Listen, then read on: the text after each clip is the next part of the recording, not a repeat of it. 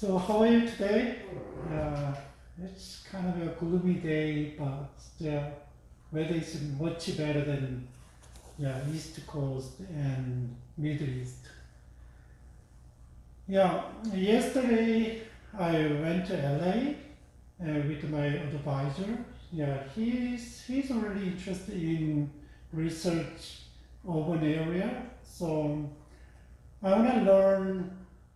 Actually, he invited me to guide some group of people to introduce and how to understand the urban area, and then he invited me to go together. So when you go to city, what you need to see and how you need to understand all situation, no, not situation, all environment, and then try to understand what people try to express their values, their philosophy through the buildings, and then kind of all things, designs or stuff, and then it was really fun trip. But I've been here about 25 years, but I never been the places in LA, so I never been in historical hotels and buildings like libraries, and then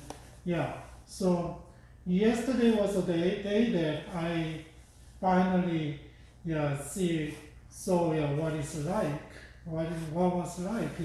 So I had such a good trip, and finally I saw how city was developed and how my school is started and developed, and then so it was a really fun time. So if I don't know, maybe you guys have been there before, but if you have time, and like you can go like Millennium hotels, and you can go Bradbury,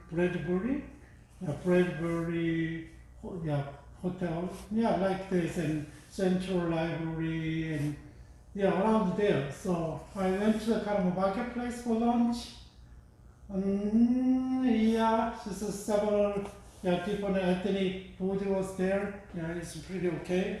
So maybe if you want to date, and then maybe one of the place there you can see and look into inside, and actually you can go in and see inside and how they decorate the buildings, how inside like, and then, but because of COVID, and then we cannot go inside, so we just sit outside, just peek, peek inside through the door,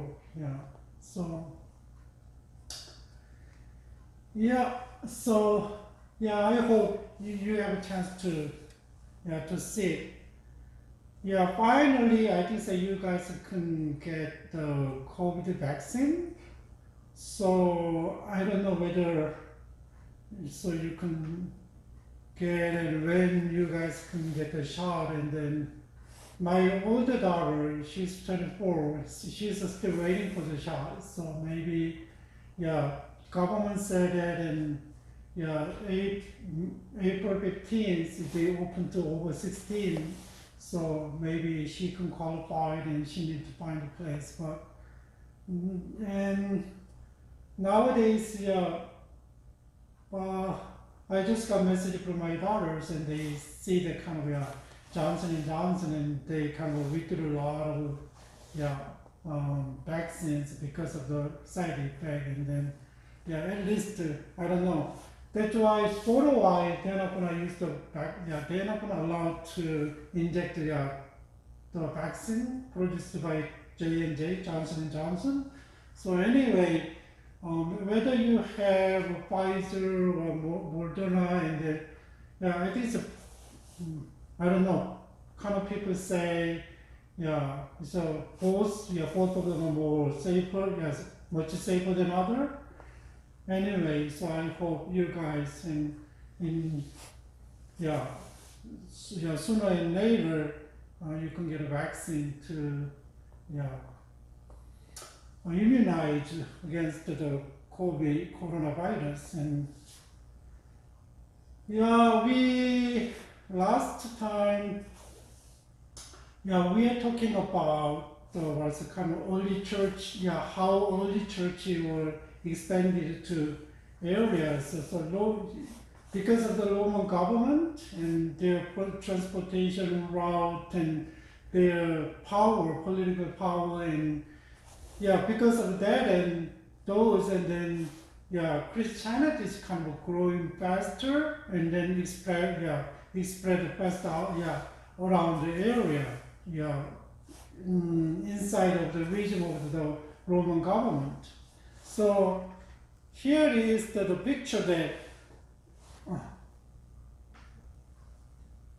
yeah, around by 600, and then you can see how the Christianity is kind of expressed, and then this one is a lighter one is around 300, and then by the time, so Christianity is not allowed by the government, Roman government, yeah, because of Constantine and 312, and then they finally acknowledged the Christianity as a religion, and then before, yeah, before Constantine, and they went through a lot of persecutions, right?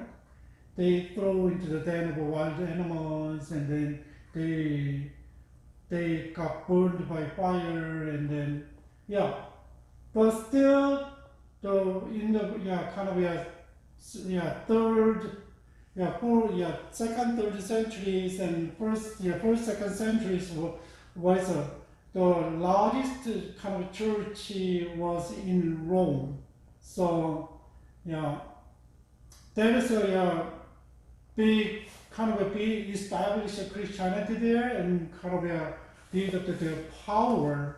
Yeah, start from that's why the bishops start from there, and then churches kind of institutionalized and then organized and kind of getting bigger and bigger with kind of using the what is success of Peter, yeah, that's Catholic church, right? But I don't remember how much you guys remember about the kind of a situation in the early period, like before around 500 years, and then that is kind of a period that Christianity is kind of established in terms of the what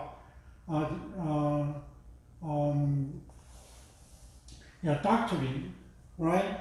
And they have a dispute about the nature of nature of the Christ, and some people, some kind of people don't acknowledge it that the Jesus Christ's physical body and other part, and then like Gnosticism and the what they have a dualistic, kind of a dual.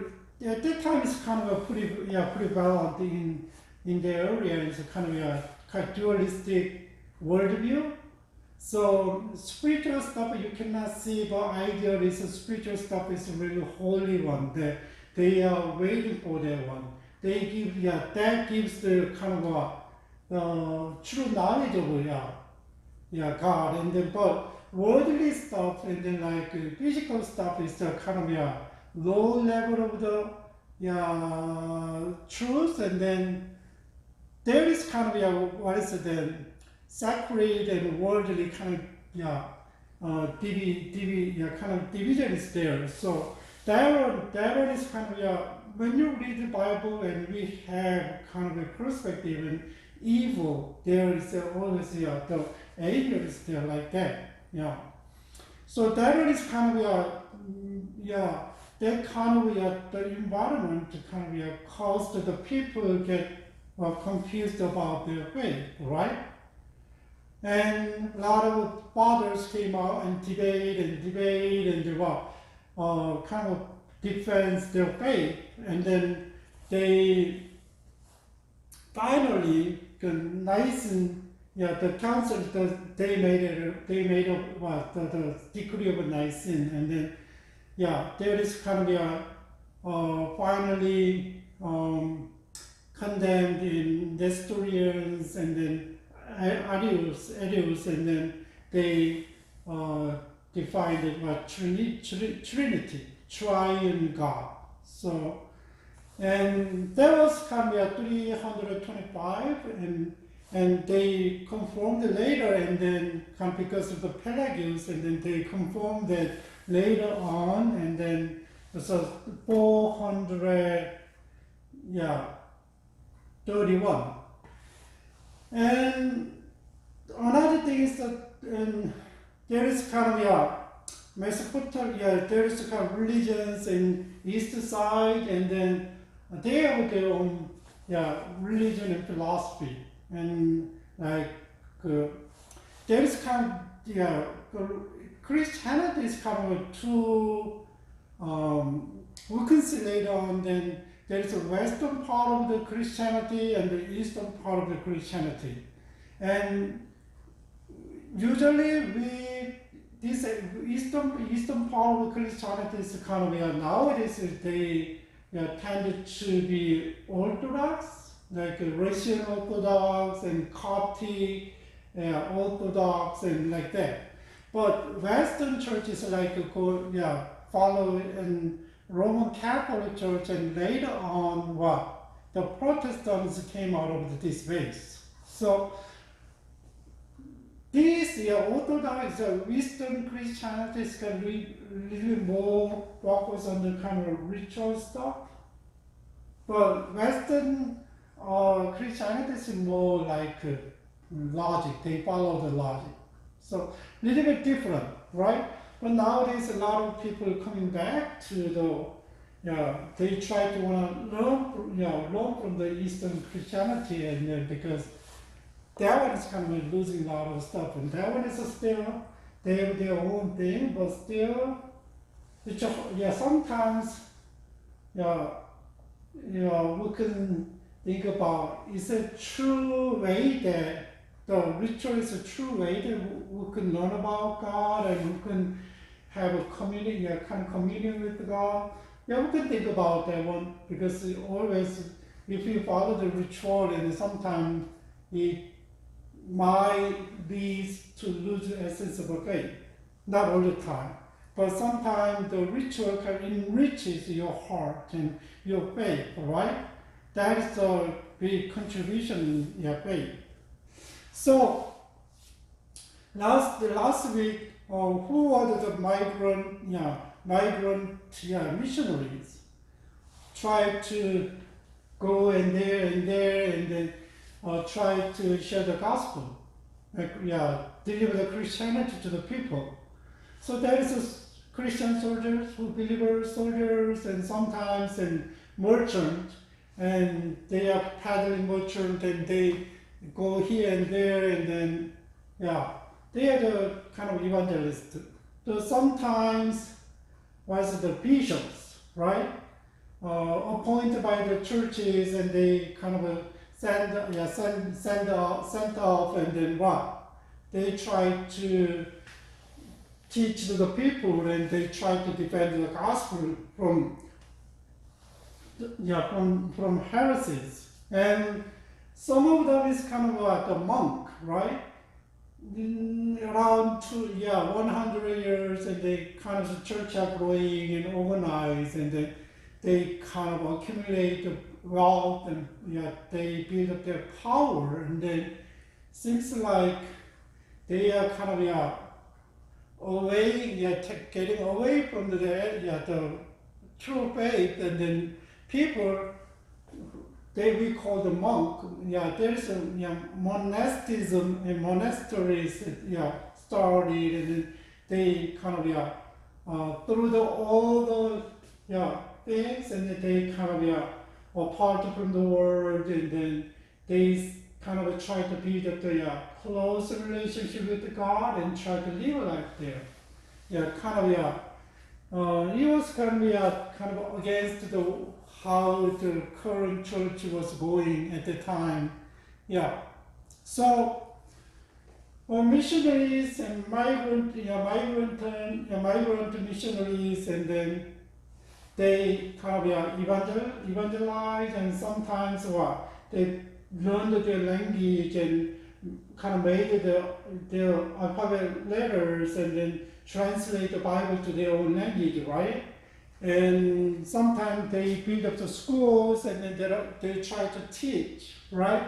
So little by little, and through the all activities, even though there was sufferings from pagans and sometimes from the kings and others and who are against the Christianity, and then there is personal suffering, right? And then because of the sometimes personal, sometimes the other religion by other religion, but they still keep going. They was going and going to spread the Christianity.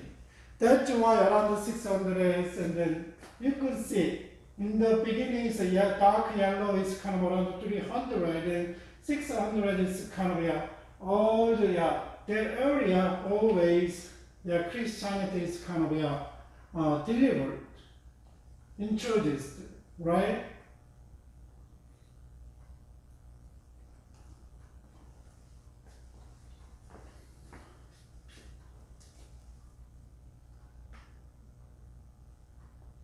Okay, I want to just let you know the decree of Nicene. That was really important, creed for Christians, and then around 325, and they made it, and then 331 reconfirmed this creed. Creed, not decree. My spelling is wrong. Creed. My spell was wrong.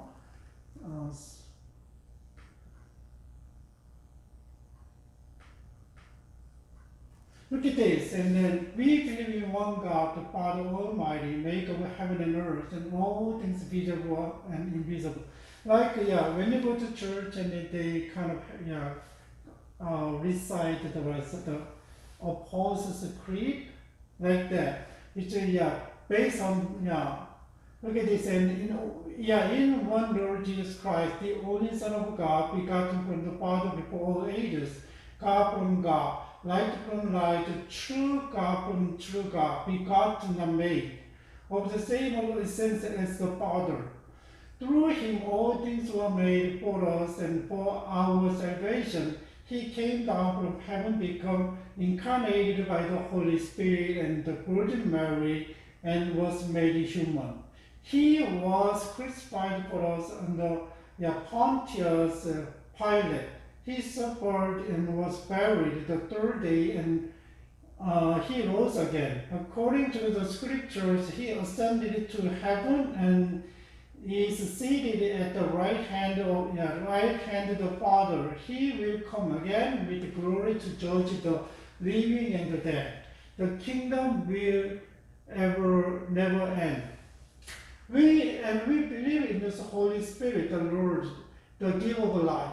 He proceeds from the Father and the Son, and with the Father and the Son is worshipped and glorified. He is spoken through the prophets, and we believe in only holy Catholic and apostolic church. We affirm one baptism for the forgiveness of sins. We look forward to the resurrection of the dead and to life in the world to come. Amen.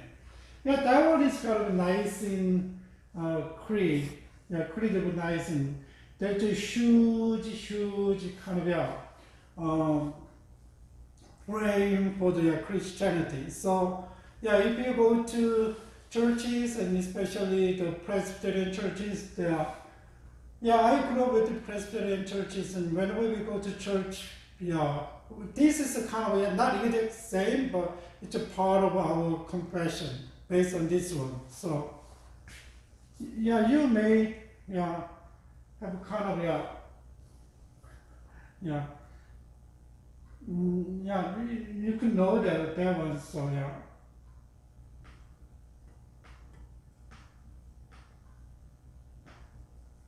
Okay, let's go to today's lesson about the Middle Ages.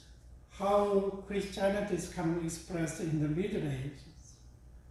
Yeah, depends on the scholars, and then sometimes and they said the Middle Age from 500. Some scholars 800. I don't know. Depends on the, but but I followed our textbook, so we can kind of see this 700 to 1500. It's not that period. So we called Middle Ages. Another word is going to be Dark Ages. Just think about it, it's around 476, and the Western Rome is kind of collapsed, right? By the barbarian tribes, and then attacked, and then they have an inside problem, but still, because of that one, they cannot against the invasion of the barbarians. So the western part of western part of the Rome emperors kind of collapsed. The other part of the east side, east side of the I think I have. If you divide like Roman, if you this one is this part is the western part, this part is the eastern part, like this. Divide like this. I don't. Maybe like this, right? You can see later. I have a picture. So this part is a kind of a Byzantine empire still. Another Austro Gold is kind of this area, and then they continued until around 1400. But this one is Western Romans is kind of fell in around 476. Six. I think it's 2 or 6. Confusing. And there is some this period. There's around 600. Later on the 7th century. The Muslims kind of formed, and Islam is kind of formed, and then keep have contact with the Muslims and gold, and coming down this way. They're always coming down. This is Visigoth, and this is Ostrogoth. They are kind of establishes the Eastern Roman Empire, but the Visigoth is kind of they had a kind of ruled for a while in this Western empire.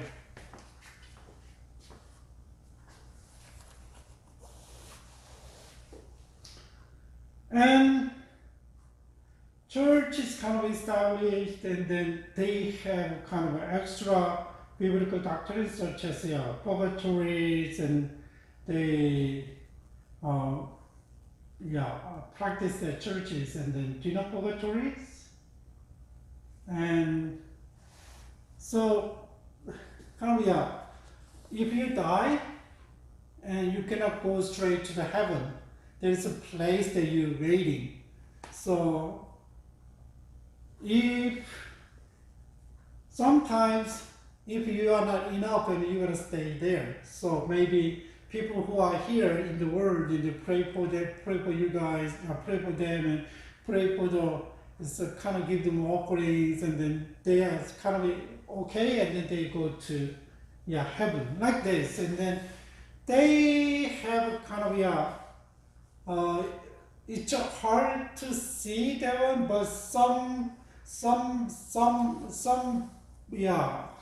there is kind of one to indication there, but not all about it. It's hard to, but there is kind of extra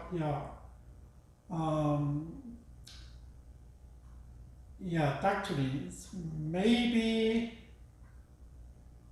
it's the way that you can accumulate more power and accumulate more wealth, right? The Catholic Church in the Middle Ages used kind of stuff, and then okay, he dies, and then he's here, and then not yet, and then you gotta keep praying for them. You gotta do good more and for them, and you gotta kind of offer, make more offerings like this,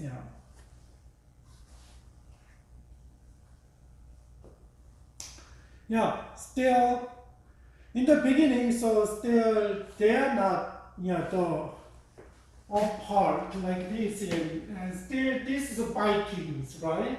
They are still, the Christians doesn't go up to that part, and this is the, it doesn't go up to the part yet.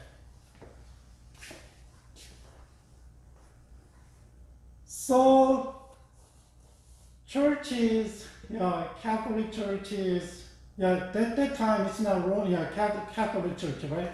Church is kind of corrupt, church was corrupted and then used their position to gain wealth and political power. So always there's kind of a balance between kings and what?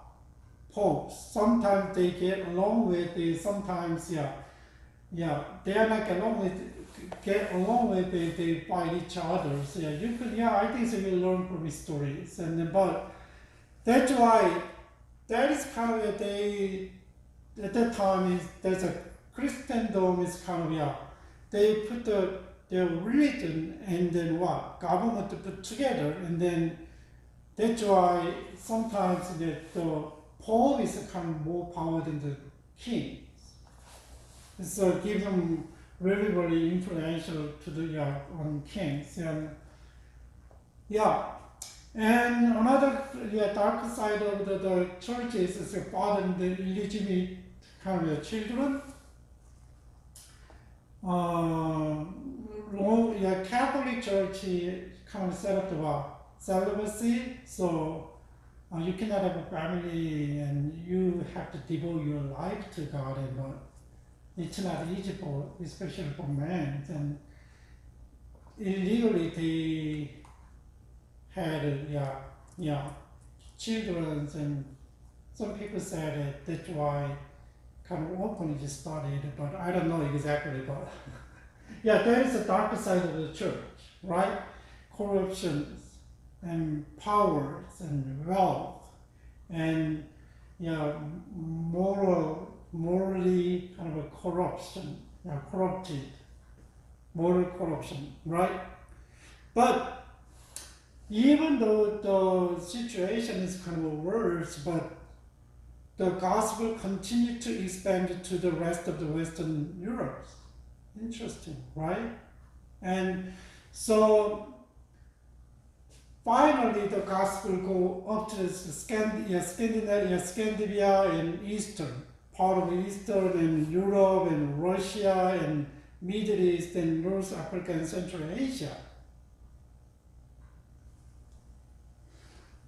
Maybe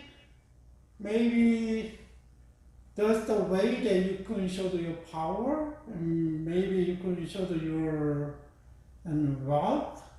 That's why they try to send the bishops and monks and support the monk, and then and show kind of control the area, and that's maybe some regions there, like the European imperialism started in around Middle Ages, and then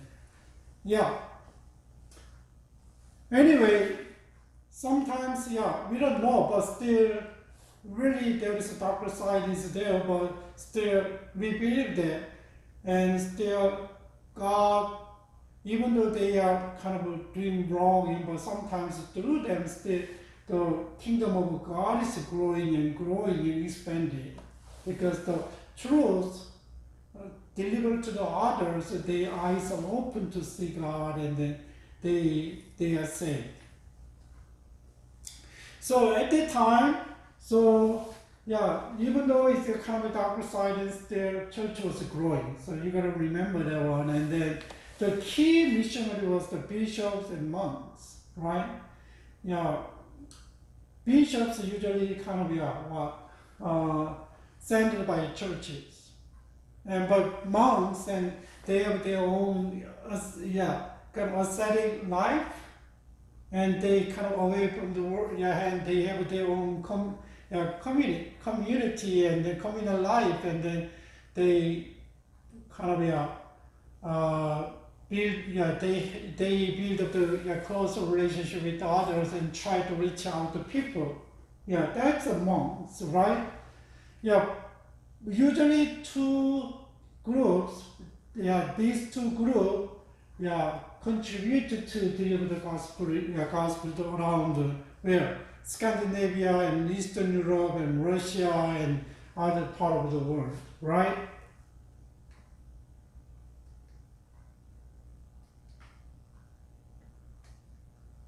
So we're gonna see today how the gospel kind of delivered to Western Europe. At that time, it's one of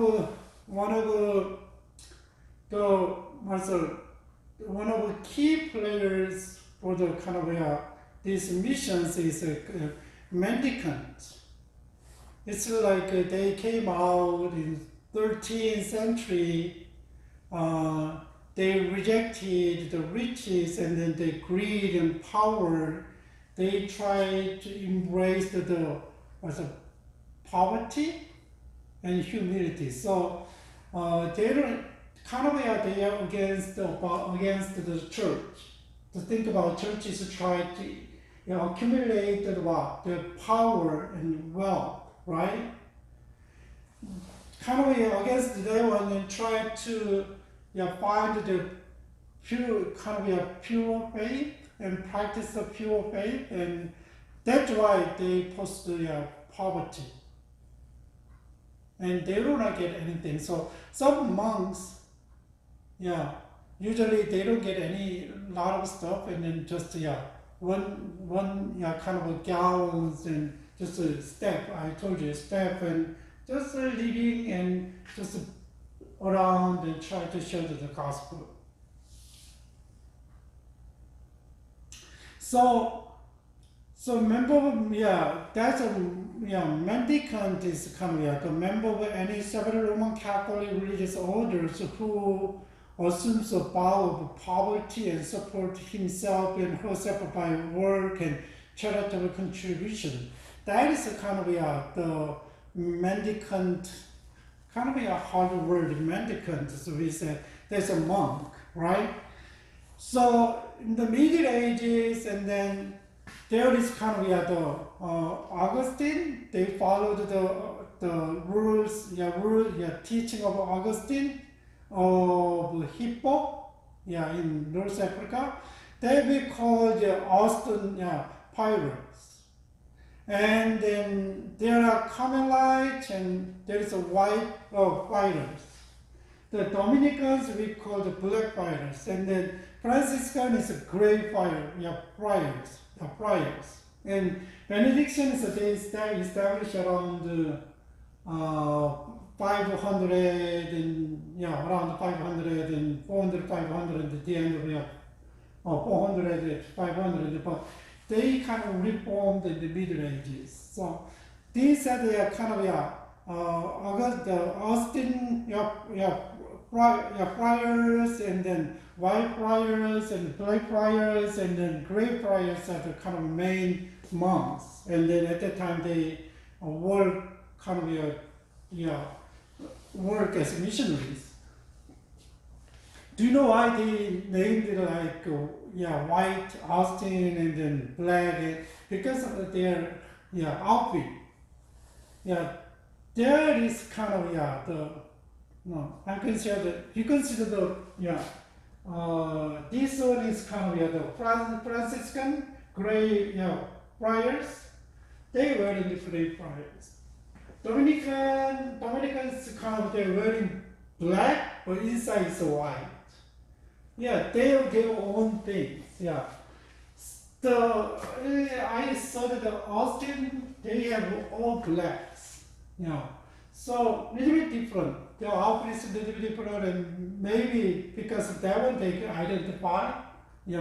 But later on, I think so, yeah, when you kind of Google and type in this one, and then yeah, the output is different now.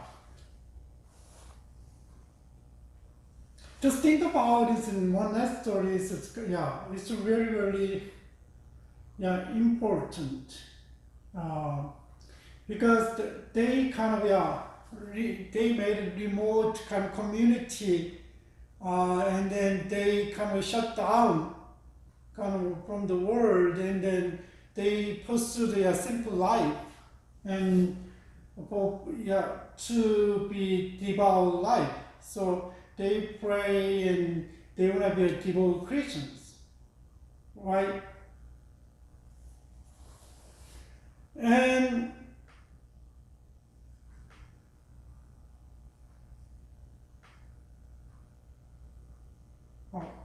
let's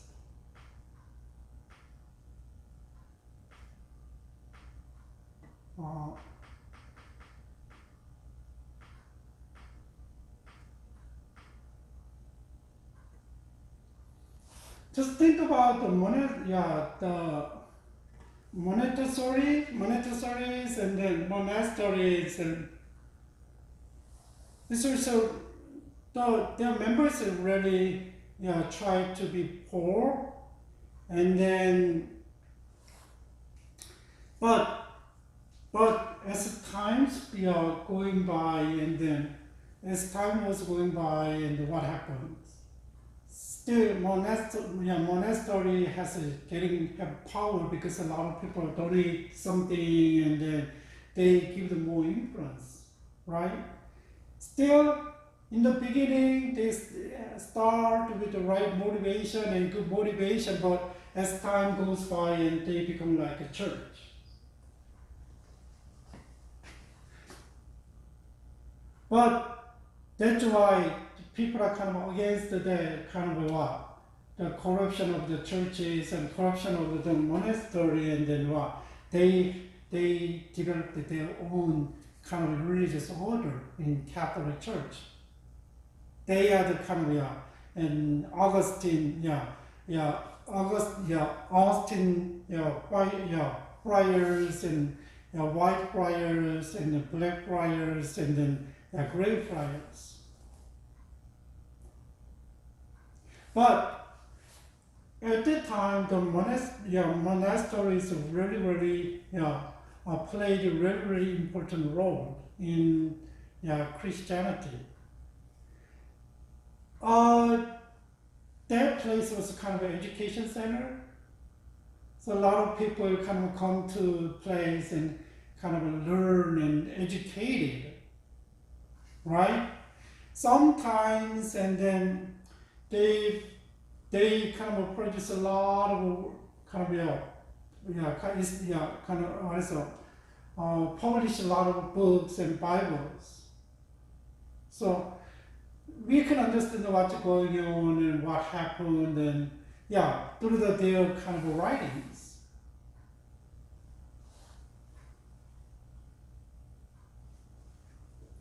That's why it's really important. At the time. But look at this. One of the examples is Dominicans, friars. They called like the white preachers or the black friars, and because their kind of outfit is kind of wear the black coat over the white habit. Inside is kind of white, and wear the kind of black coat. And that's a Castilian, who is from the Spain, and then Priest Dominic, Dominic de Guzman, he's founded this order, Dominicans, and they are really intellectual. They try to pursue the kind of humility and then poverty, but they are really intellectual. So their mission was for kind of debating with the heresies and wrong doctrine, and then what? Try to give them right faith, right? So that is their main. Yeah, that's why they have a lot of writings, and then they have look at this too. And one of the I think so. You guys know the Thomas Aquinas and the Summa Theoretica. And then he kind of posted that one. It's a basic doctrine of Christianity. So they are the kind of apologetics. They are debater to introduce the words of Christianity to the heresy or to the kind of to those who have unsound, non-biblical doctrines.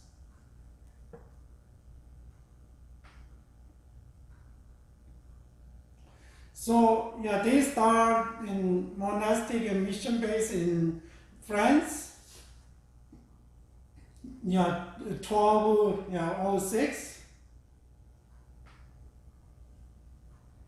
And later, around the Lateran Council in 1215, kind of established a monastery here and there, especially France and Italy and Spain. Later on, in England and Germany and Denmark and Hungary and Poland and Greece and Jerusalem. Kind of they're kind of what? Just think about it. They're spread over all European countries. And just think about even the Scandinavia, right? And Greece and even Jerusalem. So they are recognized around 2016 officially, and they are really academic, right? And they intellectual and develop the preaching manuals and resources and to support the other churches and the monks. Really vital in theological study to refute the heresy. That is their one of their big strength. So the voluntary poverty is an important means to reach the heretics, right? Maybe like nowadays, and then you see the churches, and then they are bigger and bigger, and mega churches, and then you maybe hear a lot of negative news from the churches, and then what? People are turned around from churches, right? I don't know. Nowadays a lot of churches kind of learn from the kind of a mistake, and then they try to renew themselves, and then but sometimes it does. It's kind of the working is slow. It's not rapidly and kind of radically, right? Maybe that's why the monks willing to give up their power and willing to give up their wealth and kind of show themselves, and we are the Christians. Not pursuing the power, not pursuing the wealth. And so they try to reach the people, reach it, especially who has unsound doctrines and who are the kind of heretics, right? They don't have right doctrines. That's the Dominic, Black Friars. Look at this, how we can see how Scandinavia Scandinavians become Christians, Christendom, and little by little they kind of accept the Christianity. Just think about the Scandinavians, people we remember they are Vikings, and then they are really barbarians, right?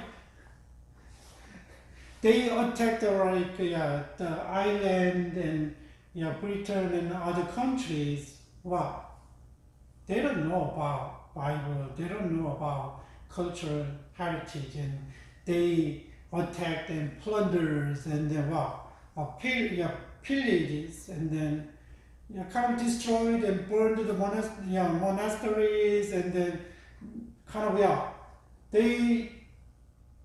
there's some monasteries and a lot of things, and then they kind of robbed all things, and then that's what they did. So at that time, so they lost a lot of Christian heritage because they burned. So especially there in the coastal land, because they used to ships, and then they come over here and they attack a lot.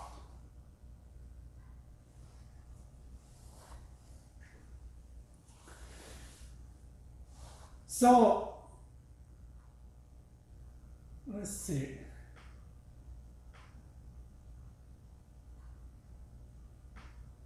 But just think about it, how they become Christians.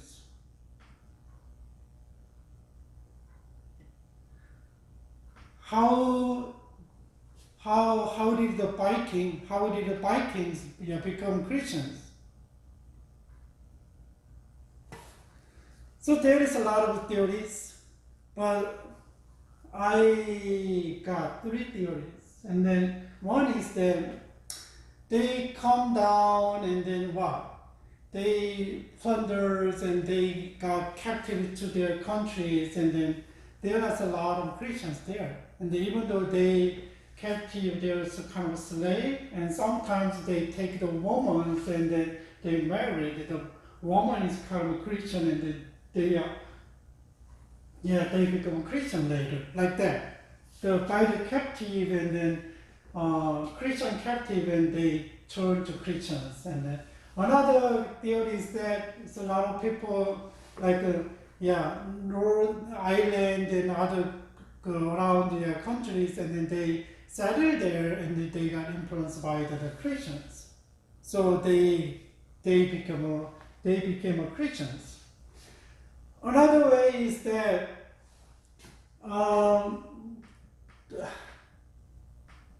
let's see.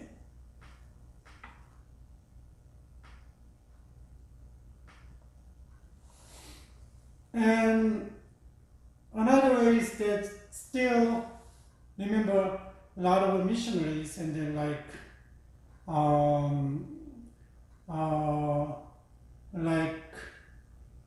so from the England and British also, and Saint Wilbrod in the mission to Denmark in around 725, and then still a lot of missionaries are working with the area before. So that's why they slowly turn to Christianity. And so almost, okay, let's go back.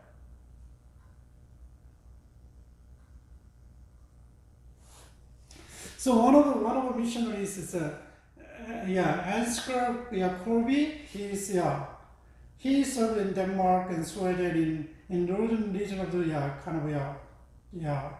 Frankish empires, and then he followed the Benedictine rules, and he's one of the missionary who worked with also Saint Wilbrod already before him. He tried, and but he's really great contributors.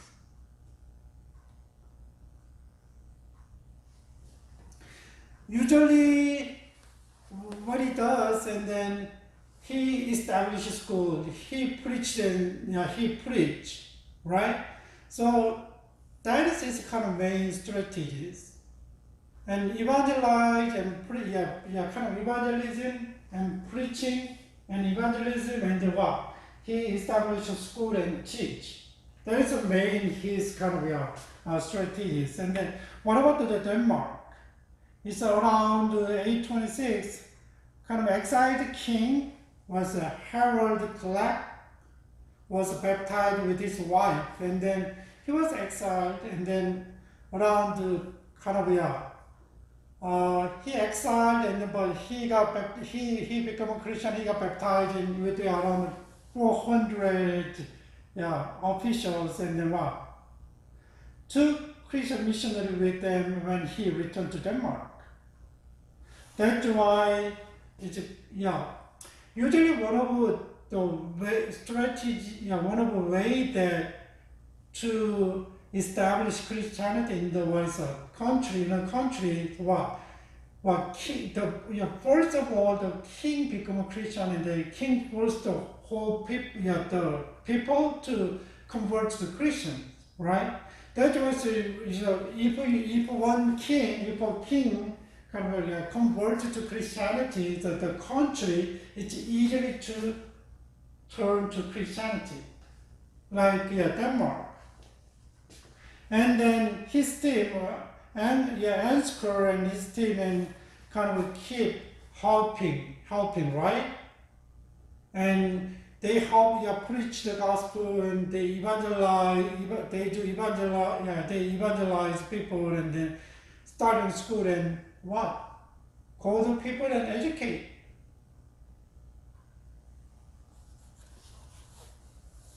And then that's the way that they usually do. And then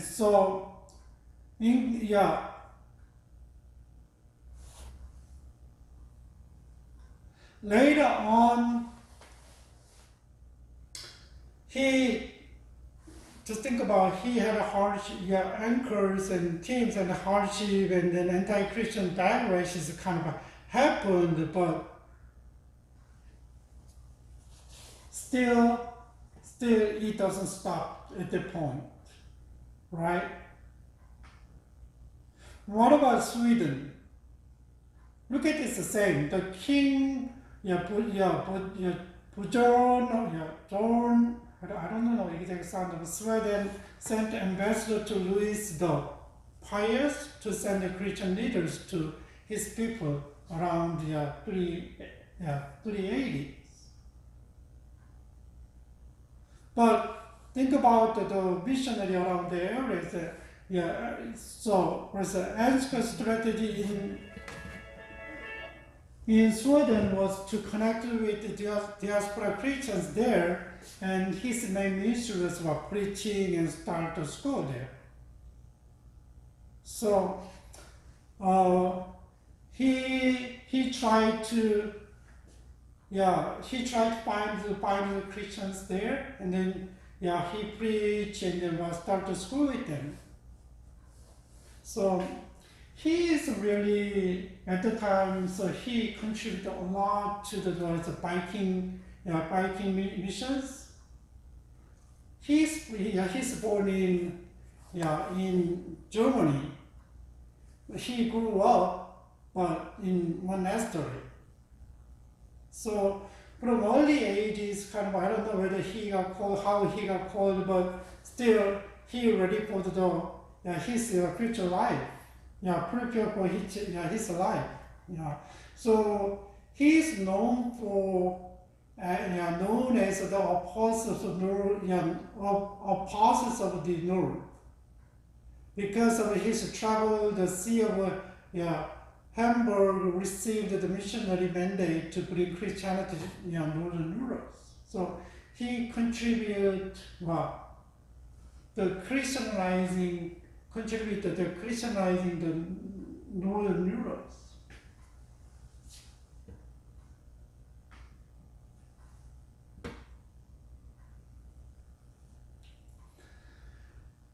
He is still in German, his own countries, and then there is kind of movement is there. I don't know, Charlemagne, the King Charlemagne, he did a lot of work like this.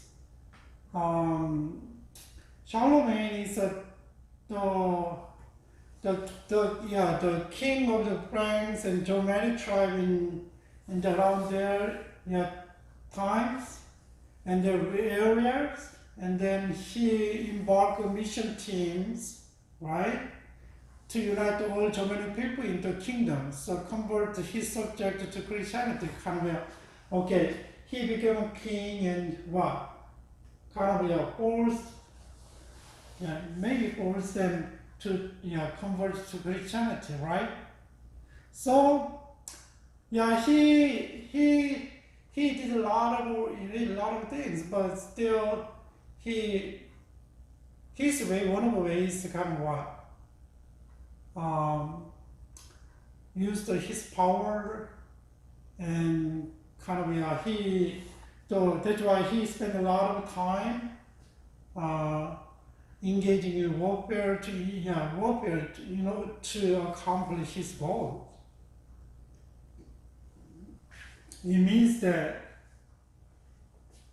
kind of he used the power,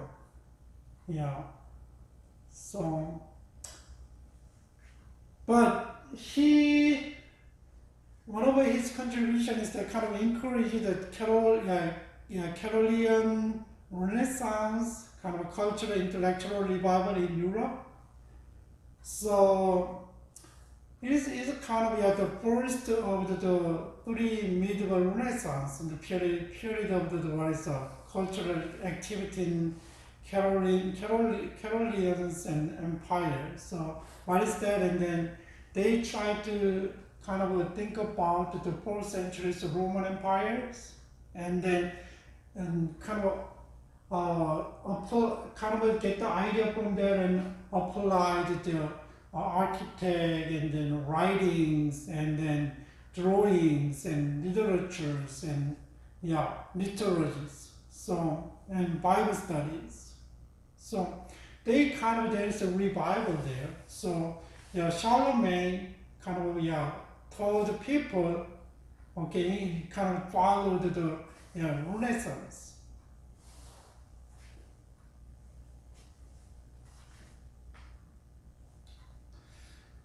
So kind of around the time, and the unscoured mission base in Hamburg in 832 served a kind of a staging point for the mission to Scandinavia. So it's really, really important, right? So he still, he had a lot of support from the king. Louis the Pious, and then get a lot of support from king, and established monastery and churches, libraries, schools to send a missionary to the Scandinavia. It's kind of that was kind of base center, right? And trained, and it's really strategic.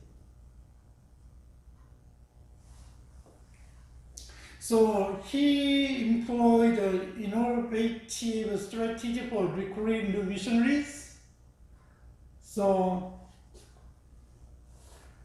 he bought a fleet of Danish or Slav boys, right? Maybe they captivated and they were slaves, and he bought them and trained them for ministry and sent them out in missions. So nowadays, we try to do that, right? And a lot of missionaries go to other countries, and then, when I saw Korea, and then missionary came, and then see the people who really kind of smart. I don't know whether they are qualified, and the missionary send them to the, America, and then educate them. A lot of people, right? But he used to kind of strategy. So maybe it works, and then he willing to pay for them, and then let them be free, and then kind of discipline them, and then send them. So still Viking attacked Hamburg and burned the churches and monasteries and then destroyed Bibles and other books. Yeah, I already told you. And they still came to Germany and then what? Destroyed the monasteries and it's a part of what? The Ansgar kind of established and got attacked by the Vikings. So around the 10th and 11th centuries, and Christianity is kind of prevailed in Scandinavia. So sometimes there is a public conversion and baptism by kings, and then king kind of told the people kind of convert to Christianity. Anyway, so there is a lot of things happened, and then they around almost 900, around 800, 900, and 1000 and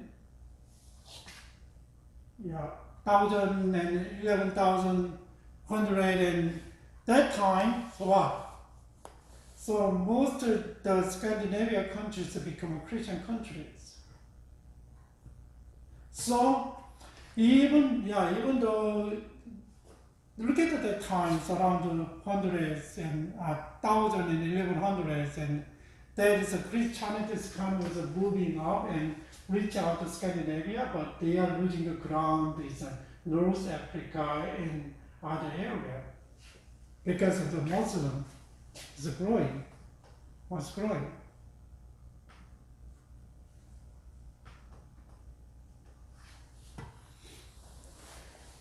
What about the Norway and Finland and Greenland and Iceland?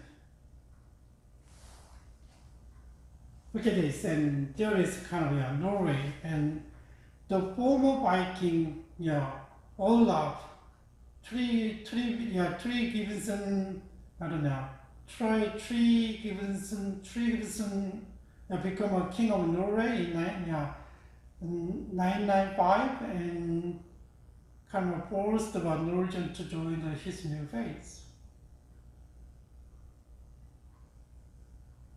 So Swedish king Eric VI, 11th, forced the Finnish people to become Christians.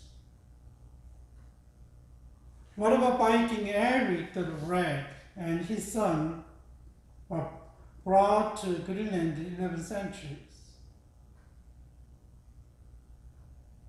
What about Thorgir, Thorkelus, the pagan law speaker, and he's he's a pagan, but he later on his island parliament should accept Christianity, and all the Icelandic people should be baptized, and he got baptized. Just think about it like a king, powerful person in the country kind of turn to Christians and turn to become a Christian and and the whole country, the kingdom turn to follow their faith, right? That's the way that kind of worked at the time.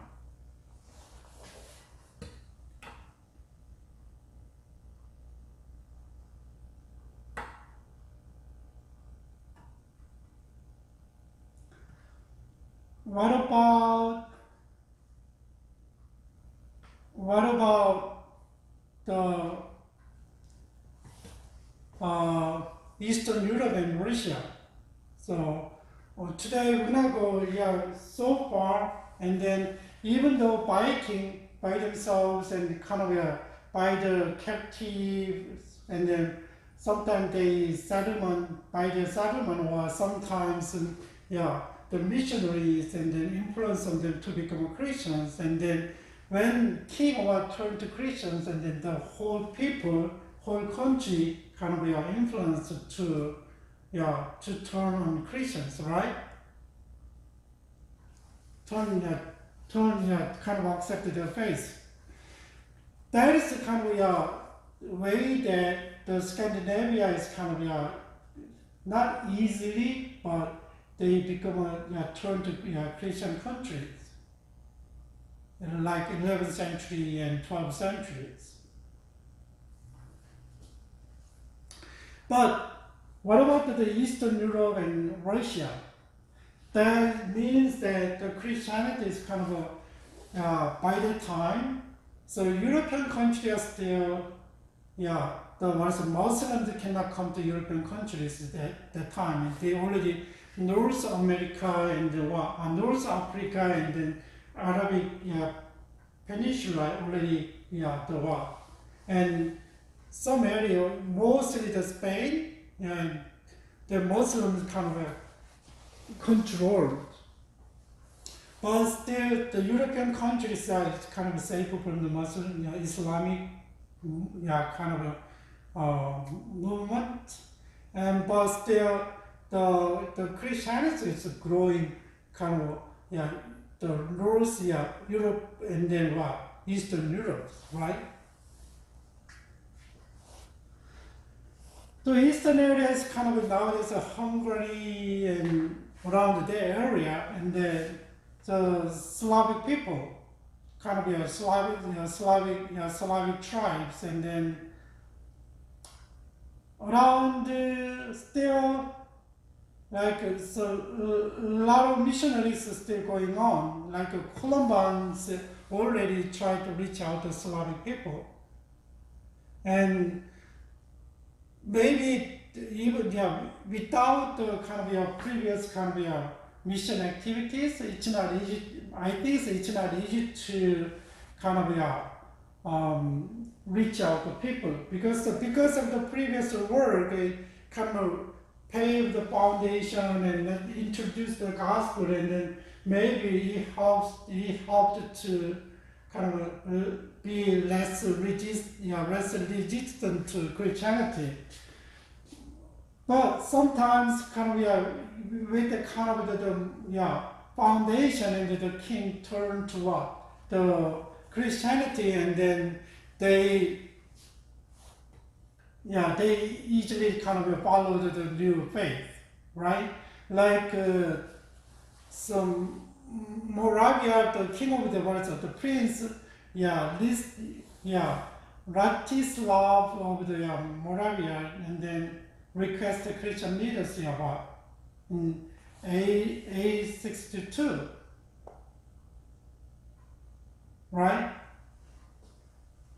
And then just think about the kind of doors opened, and then so we can send the missionaries, and we can send the people who can teach about Christianity, and then start the new religion is growing in their countries. So look at this, and then they are already, it's kind of, I don't know their cultural background exactly, but they are already, some part is really common and easy to understand the faith, such as like they have monotheist gods. Do you know that the Greeks and do you know that the Romans have come in polytheistic, right? They believe in a lot of gods, not one God. But Slavic people, like their area, so Bulgarians and Croats and Serbs, and already they have kind of they believe there was a pagan God, but still monotheist, only one God. That's why I think it's more easier than to accept their Christianity, who had one God, right? But we believe in Trinity, so I don't know how they deal with it.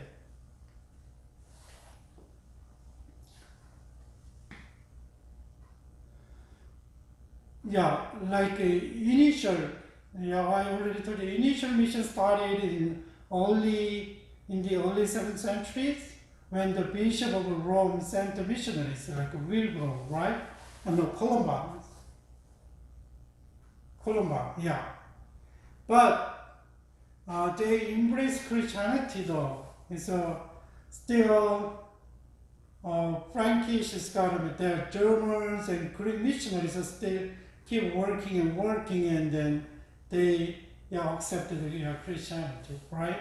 So we shouldn't even know that the missionaries work, even though King kind of turned to new faith and forced them his people to accept the new faith, but still that the missionaries who went ahead of the situation, went ahead of that, and then they already established the foundation. He is the Cyril and then Methodist. They are the brothers. They are really smart people, and they are chosen, and they are really diplomatic, and they had a mission experience and fluent in Slavic language. They are well equipped for the Slavic people, and then they become missionaries. So they developed the Slavic alphabet, and I think at that time there is no letter, and they developed the alphabet and then translated the Byzantine, translate the Bible, right? And translated the Byzantine liturgy.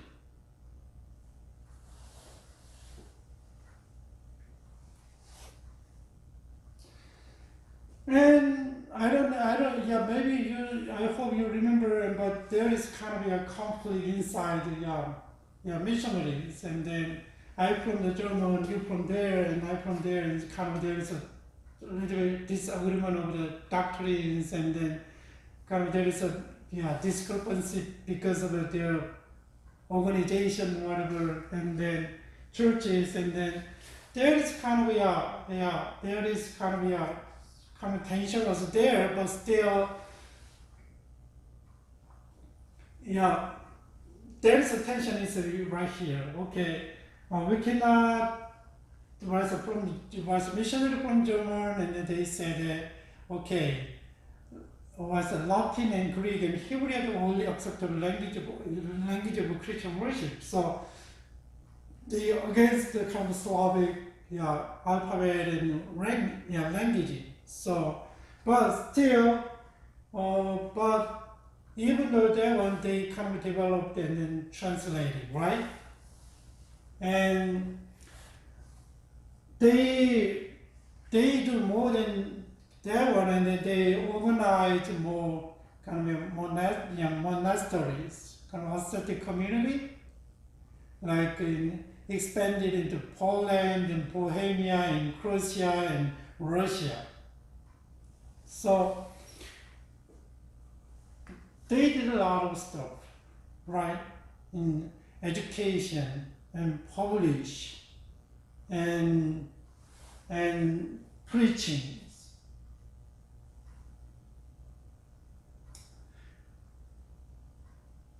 The materials, and later on, the material that the Slavic Christianity made and contributed to the shaping the Eastern Orthodox Christian, as well as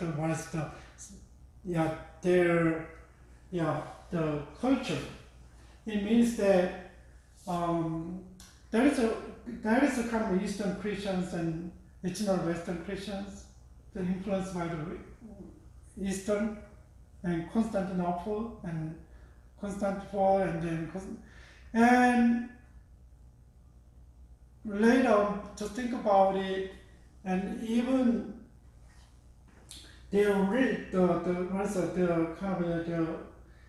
influence on their Orthodox Christianity, and furthermore, and then give them great influence on their cultures. It means that they developed the Christian cultures, right?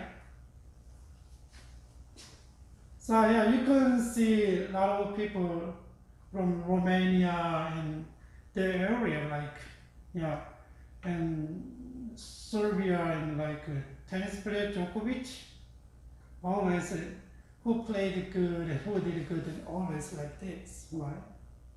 That's orthodox.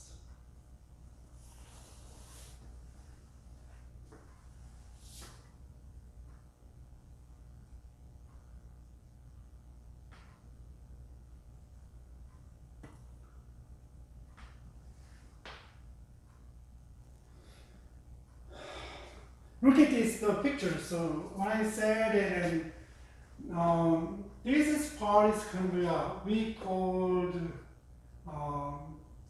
Western Western Christianity kind of influenced that part is Western Christianity. This part is the Eastern Christianity influenced this way, right?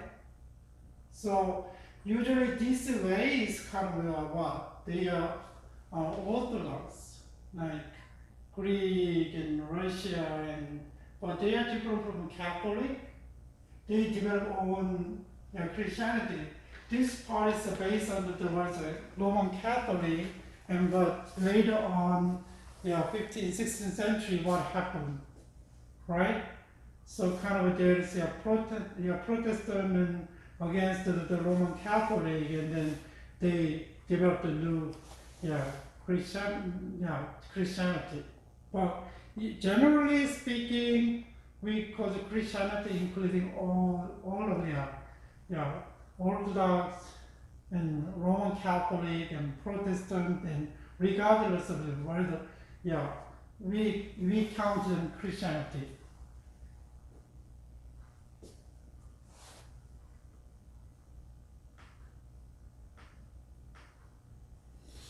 Look at the Russia, and so around I didn't read any kind of missionary for this area is like a Slavic people live in bottom part of the Slavic people live, and then the kingdom is kind of a little bit different. The kingdom is kind of where it's a Kievan Rus is kind of 10th, 11th, 12th centuries kind of they already established the kingdom there. So and there is a Princess Olga, the Kiev.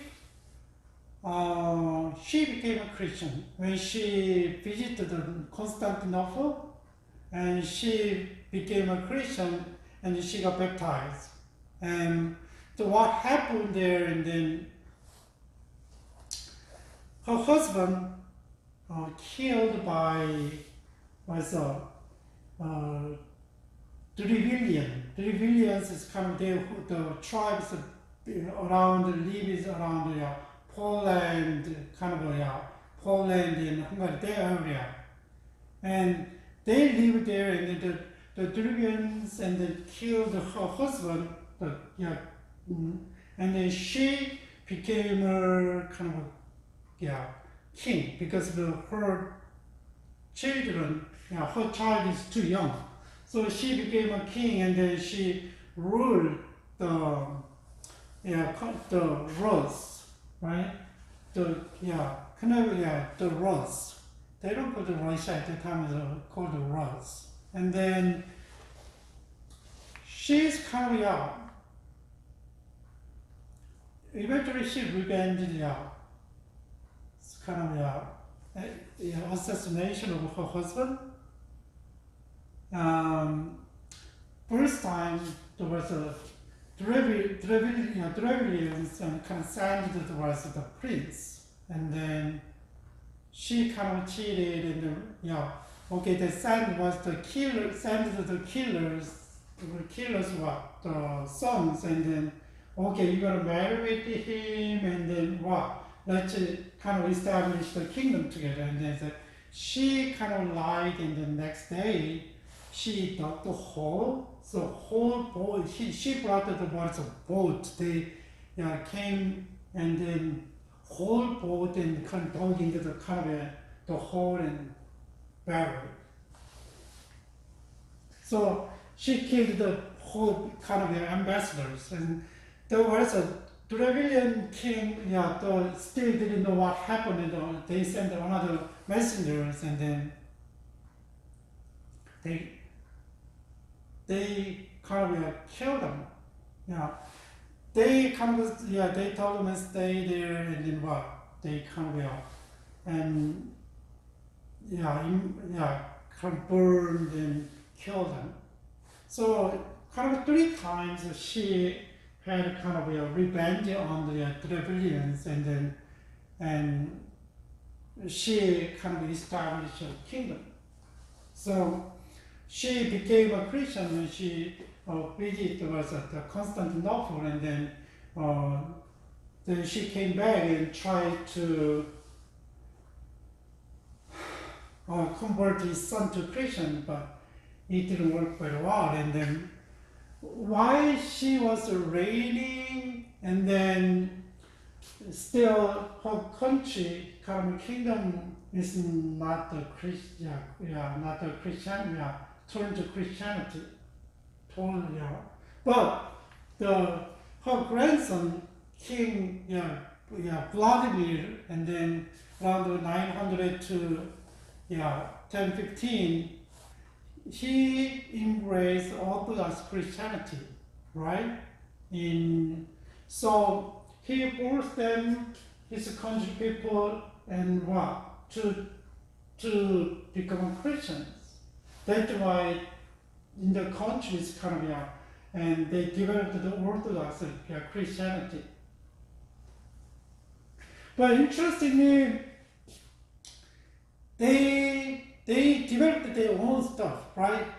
I know that they got influenced by the missionaries, and they got influenced other people, but still they developed the kind of liturgy and scriptures and kind of the indigenous form of Christianity. Means that, just think about it, when you accept when a country accepts Christianity, and sometimes they just follow the religion that they never known, and kind of it's not matching with Christianity, their culture.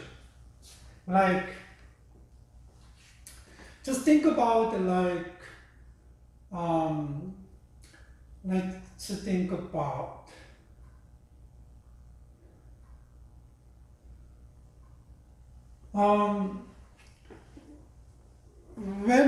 when Korea accepted Christianity, and then what happened, and then just think about the communion,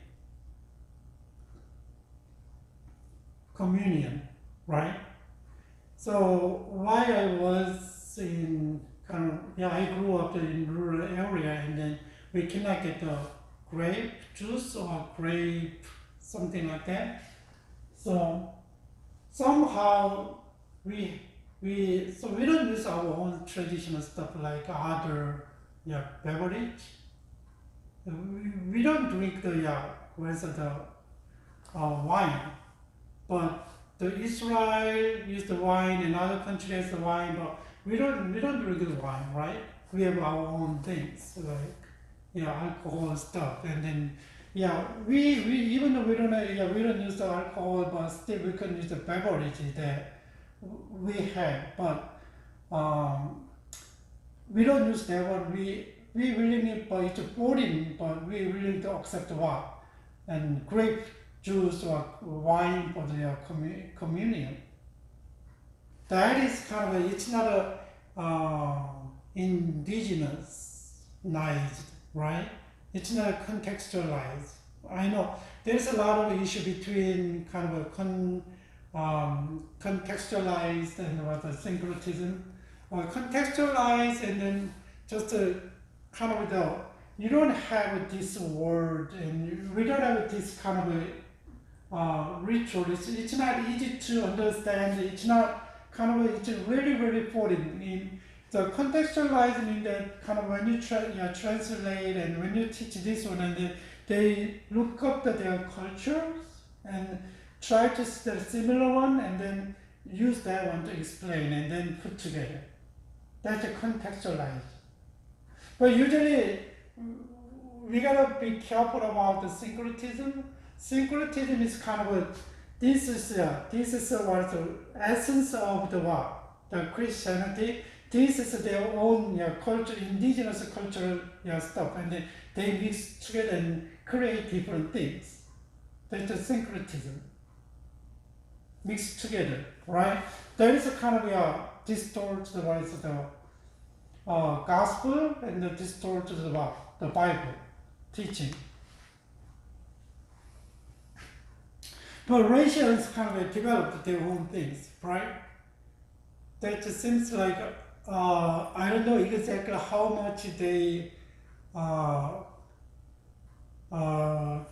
of contextualized and the original stuff. But I never been in Orthodox Church, and I never been in Russian Orthodox Church. I tried to look it up, but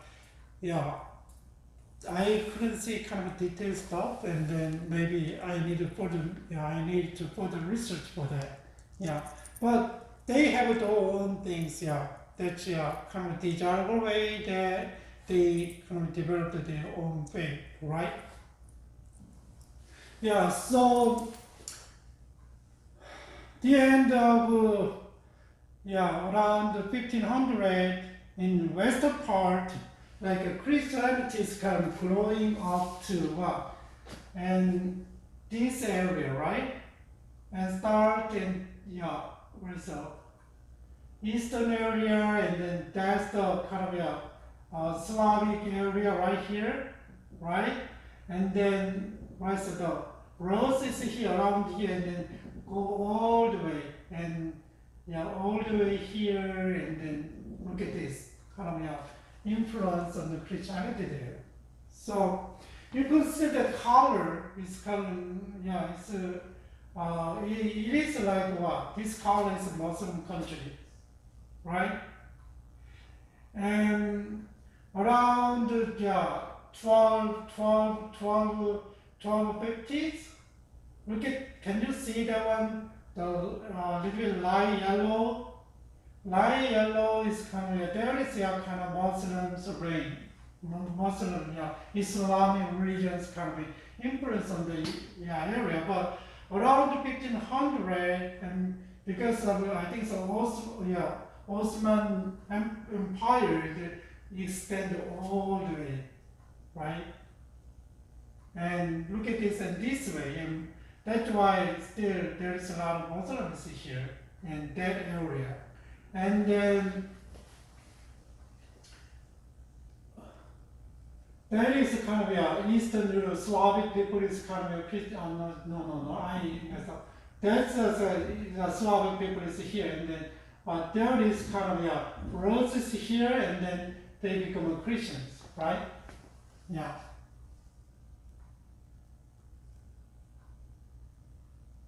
And look at this, and just and then and around before around 10th century, so already it's kind of this was the Muslim is power this area, right? And 1300 and 1500. But think about the Christianity is kind of we don't go to the 1215 around there, but still, Christianity is kind of still, this area, right? Still this area, and then this area is kind of combating, but I didn't talk about today, and then this one is the Islamic influence on Bosnia, and then they are kind of still they are Muslims. But just think about it, that area in the kind of the only western part of Europe, and then and stay Rus is here, then go back, and then there is still Serb, and then there is Orthodox countries and Christians there, but there is Muslims, influence there later on. So still. You consider, Christianity is kind of developing around that area, around 1500,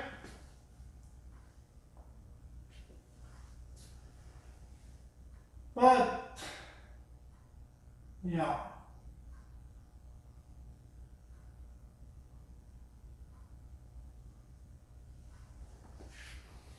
look at that one is kind of Spain, still, but later on around 1500, maybe next week we're gonna talk about the Crusade movement, and then we can talk about how the other part, the kind of eastern part, how the kind of gospel is spreading, and then we consider kind of a dynamic between Islamic, the religion, and Christianity.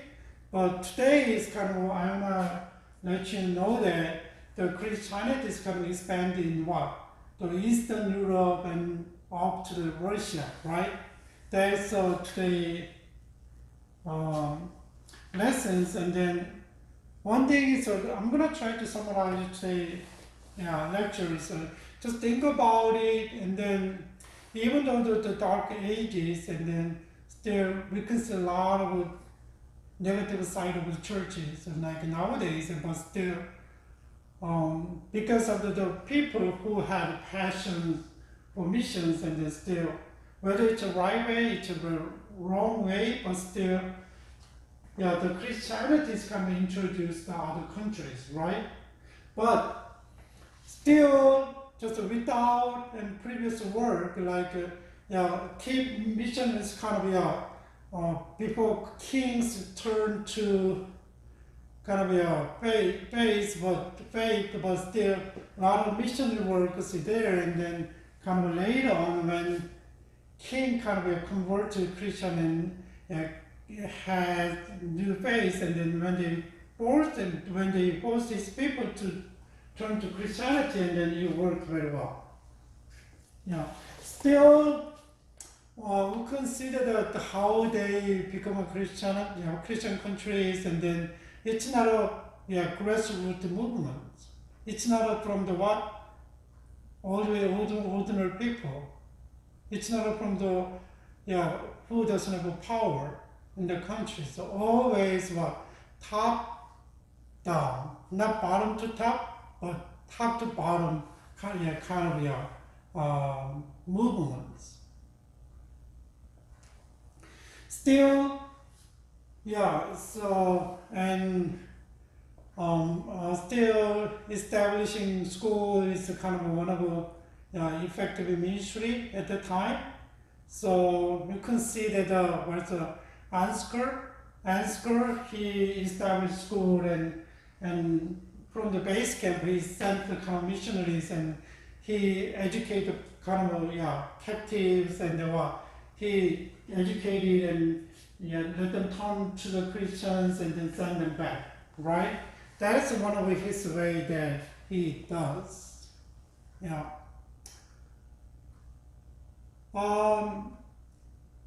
It's a little bit different perspective. If you are not Christian, maybe you cannot understand, but if you are Christian, just think about how God used the situation to reach out to people.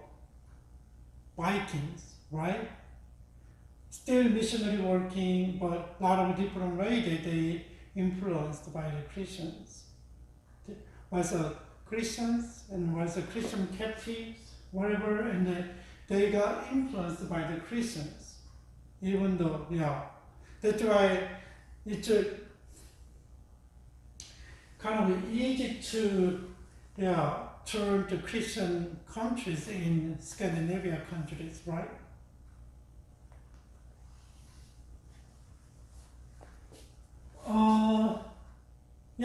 So we gotta know that another thing is that at this period in the Russia, who was the main role for the missions? Who are the migrant missionaries? They are the monks and bishops who sent by the churches, and who had sent kind of a voluntary, becoming evangelists and to share the gospels, right? And then they have their own community, and they recognized by the churches, and they kind of they have their own mission activities, like Franciscan and like Dominicans, and like Augustine, they have their own orders and then try to have kind of a simple life and pursuing poverty and humilities and kind of this is from against the kind of trend of the church who pursuing the power and wealth, but they want to reach out to their way. So we can see how the Franciscan kind of reach out to the Muslims. There is a kind of barriers between Christianity and Islamic religion, Islams at the time. But there is a lot of hurt between them. But the Franciscans and then they try to show the good mother to reach out to the Islamic peoples, Muslims, right? Today, I guess that's all up to here, and then, so, just remember, what you learn, and then I think it's good to know that, how the gospel is spreading and little by little. It's not little by little, but sometimes God used desirable way. Sometimes God used undesirable way. It's not pursuing the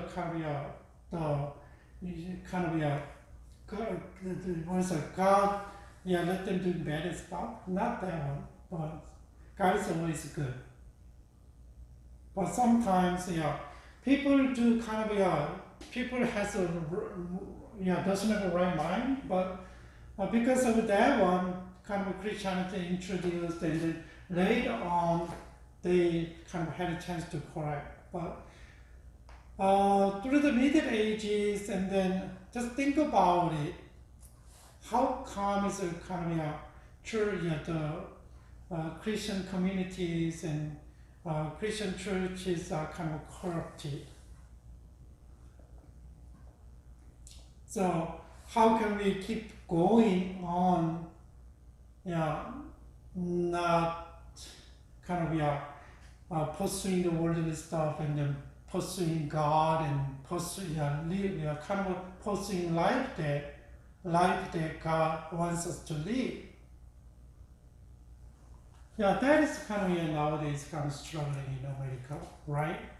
So some Christians, they want to use the political power to protect themselves. Some of them, that's wrong.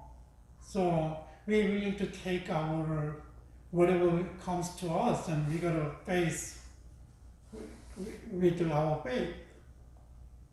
But in real situation, a lot of people are kind of scared and they don't speak out their faith, right? But a lot of people, just think about a lot of people, they speak out their faith, right? Sometimes, this is one is kind of a different one, but think about it. Through the Middle Ages, and then how God used the kind of time period to spread the gospel to the other part of the world, right?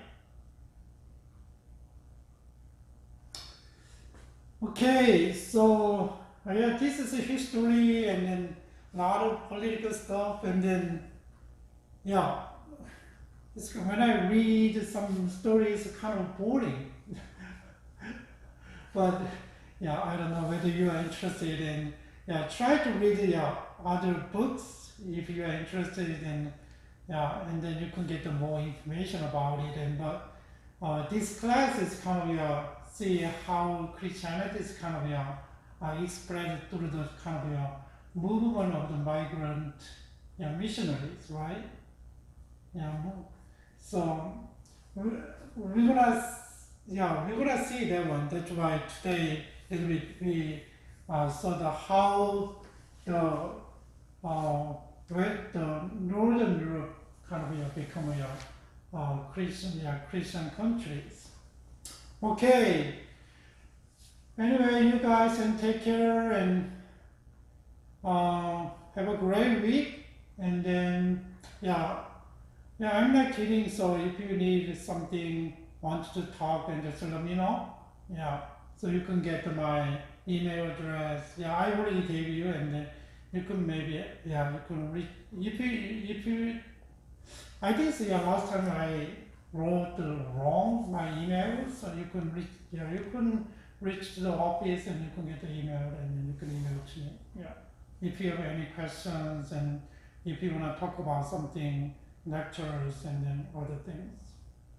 Any question? Okay, and yeah, take care and see you next week. Okay, bye.